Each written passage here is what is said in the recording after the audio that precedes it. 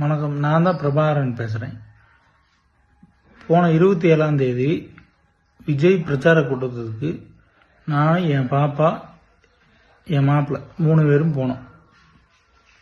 போனதில் 2 பேர் இறந்துட்டாங்க. எப்படி இறந்தாங்க, எதனால் இறந்தாங்க எப்படின்னு எனக்கு தெரியல. அதனால் பார்த்தீங்கன்னா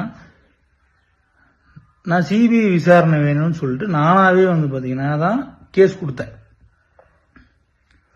இப்போ நேற்று காலையில் பார்த்தீங்கன்னா டிஎம்கேலேருந்து எம் ரகுநாதன் சொல்லிட்டு ஒன்றிய செயலாளர் அவர் இந்த மாதிரி 20 லட்ச ரூபா பணம் தரோம், வேலை வாங்கி தரோம், அதை பண்ணுறோம் இதை பண்ணுறோம் அப்படின்னு சொல்லிட்டு எல்லாத்தையும் கேஸ் வாபஸ் வாங்க அப்படின்னு சொல்லிட்டாப்புல.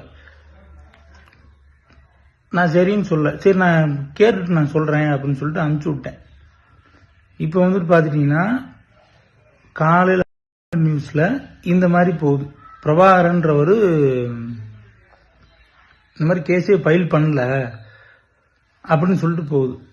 நான் தான் கேஸ் ஃபைல் பண்ணேன். இந்த மாதிரி என் பேர் தான் போடுறாங்க. பிரபாகர் எல்லா கேஸ் கொடுத்ததே தெரியாத மாதிரி போடுறாங்க. அதனால இவங்க இந்த மாதிரிலாம் பண்றவங்க வேற என்ன வேணாலும் பண்ணலாம்.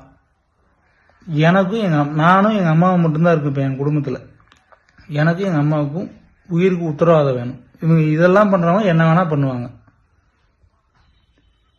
எனக்கு எங்க அம்மாவுக்கும் உயிருக்கு உத்தரவாதம் வேணும். அதுக்கு பாத்தீங்கன்னா சுப்ரீம் கோர்ட்டு தான் உத்தரவு. அது எனக்கு சொல்ல தெரியல, நீங்க தான் பார்த்து பண்ணிக்கணும். நன்றி, வணக்கம்.